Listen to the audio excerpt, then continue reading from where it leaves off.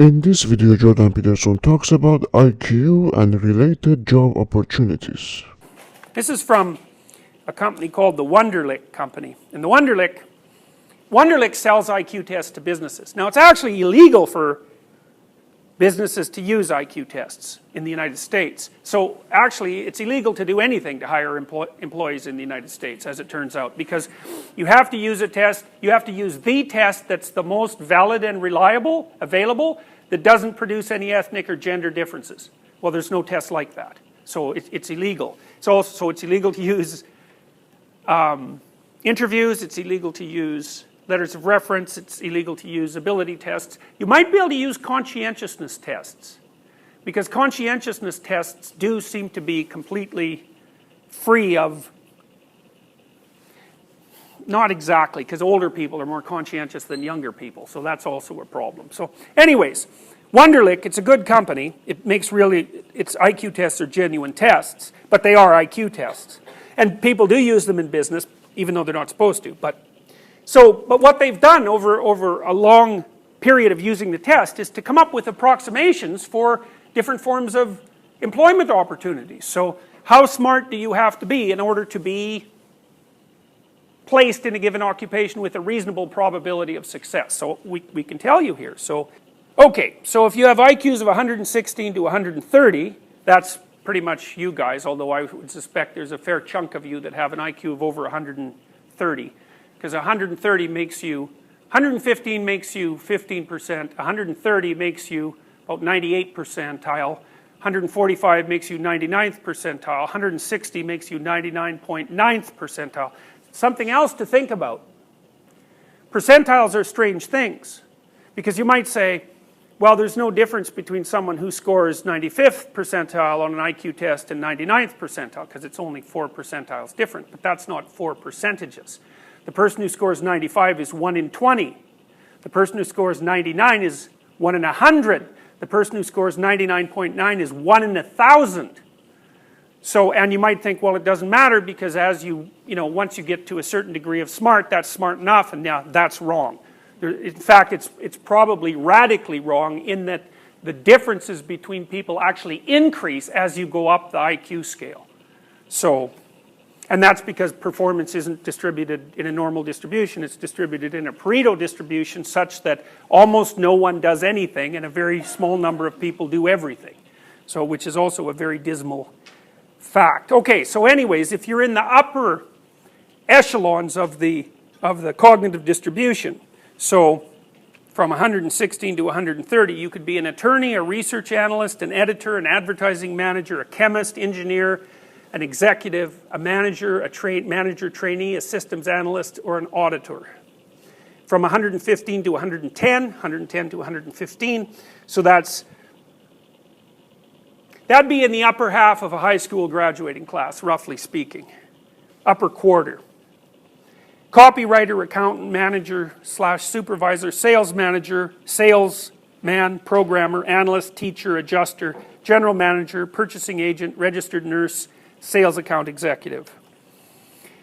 108 to 103, administrative assistant, store manager, bookkeeper, credit clerk, drafter, designer, lab tester, secretary, accounting clerk, medical debt collection, computer operator, customer service rep, automotive salesman, clerk, and typist. 102 to 100, so that's pretty much right at the mean. Dispatcher, general office dispatcher, police patrol officer, receptionist, cashier, general clerical work, inside sales clerk, meter reader, printer, teller, data entry, or an electrical helper.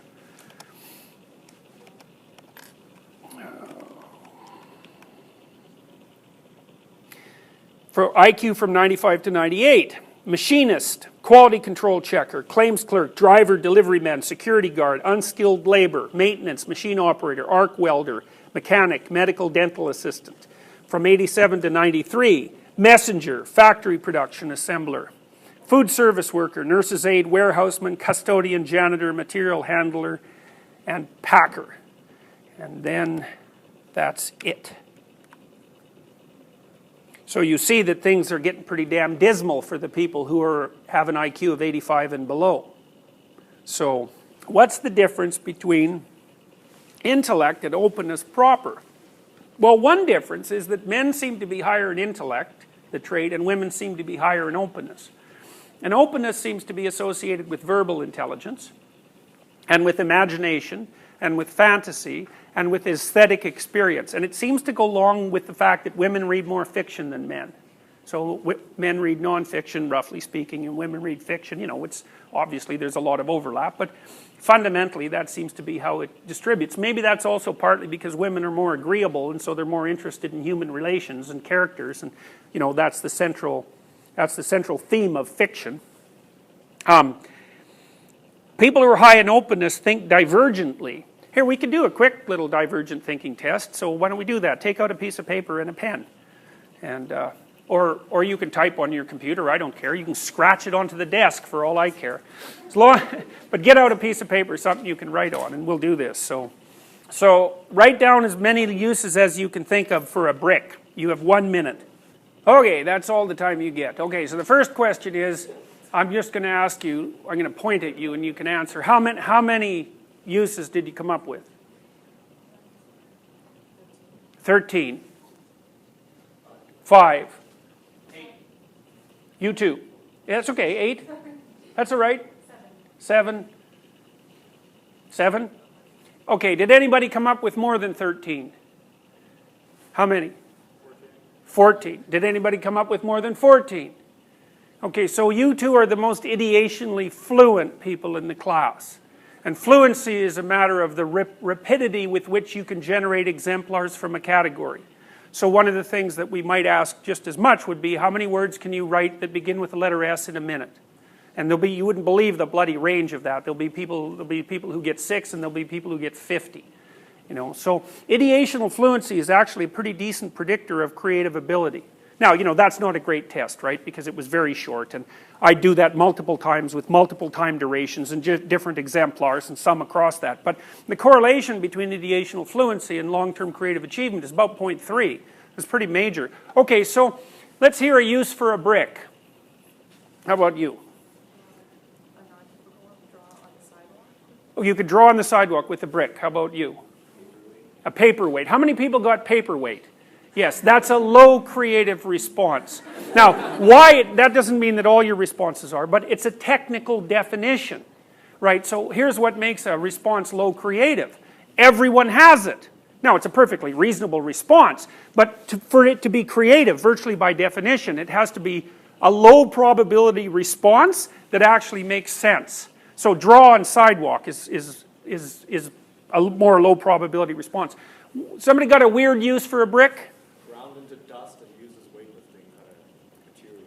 Okay, all right. Anybody else have that? They ground their brick into dust for something? No? Yes? You could kill someone with a brick. Anybody have that? Yes. Low agreeableness, low creativity. Yeah. Okay, so anybody else got like a peculiar one for a brick? Yeah? I got musical instrument. Like, yeah. Anybody else have that? Okay, so, you know, it's kind of a lousy musical instrument, but in a pinch it would work. Yeah? Oh, that's a good one. First of all, you can kill it and then you can drown it. Yeah. So the way you would score this, by the way, it's quite straight. It's not that straightforward, actually. First of all, you count the number of responses and you get rid of ones that are repetitive. And then you also get usually a couple of people to throw out ones that are just, like they're neither original nor practical. The best responses are original and practical. Now, there's a bit of a judgment call there, you know what I mean. But if you get a number of people to do the rating, you can get pretty decent inter-rater reliability.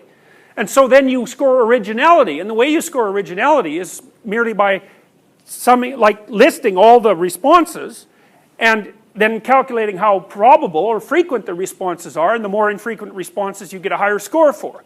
So it's basically a population sample. And those things actually work, those tests, just so you know.